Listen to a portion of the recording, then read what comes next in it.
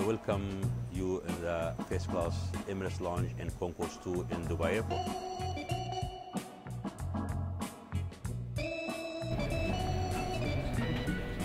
In true Dubai style, the new first-class Emirates Lounge here at Terminal 3 is big. Over 1,000 square metres of luxury and calm away from the bustling atmosphere in the rest of the terminal.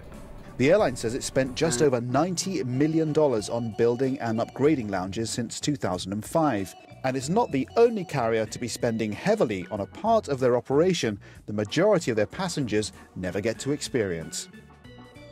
With business travel on the rise again following the slump during the dark days of the recession, competition between airlines to hold on to the people who buy the most expensive tickets is fierce.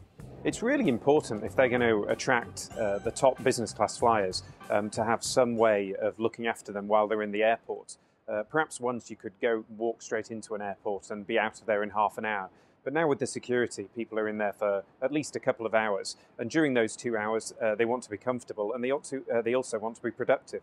I think broadly when you look at what customers expect, they want excellent premium food and beverages, they need Wi-Fi, and they need a quiet place. The game changer for us is to do that on a night flight, where customer has a nice meal, does a bit of business, gets on the aircraft, goes to sleep, arrive in New York, fresh, and you go straight into your business meeting. I think some of the best lounges are absolutely amazing. They have full service spas, which are free of charge.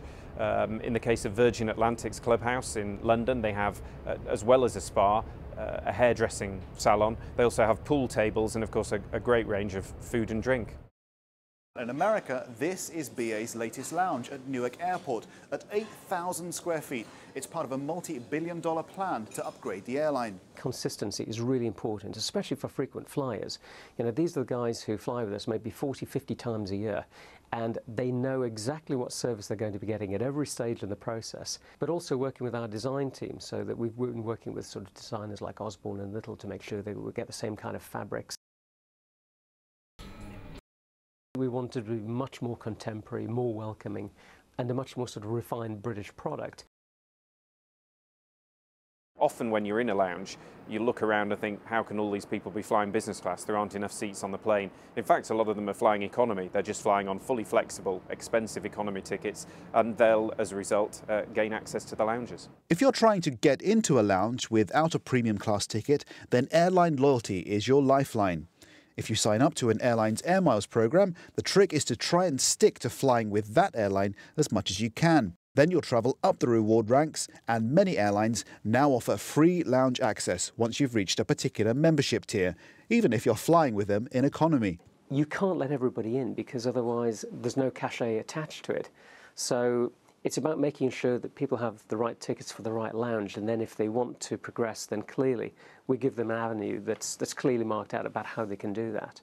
If you fly regularly at the back of the plane, but not always with the same airline, it could be worth your while looking into some of the schemes where you pay an annual membership to gain access to a string of airport lounges around the world.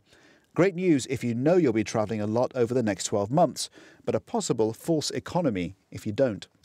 If you're an infrequent traveller, then many airlines, many in the States, sell one-off, on-the-day lounge passes. But remember to try before you buy and ask to see exactly what you'll be getting for your money. And it's also worth remembering that several credit card providers reward their high-value customers with free lounge access at selected airports. So check the small print next time your statement arrives.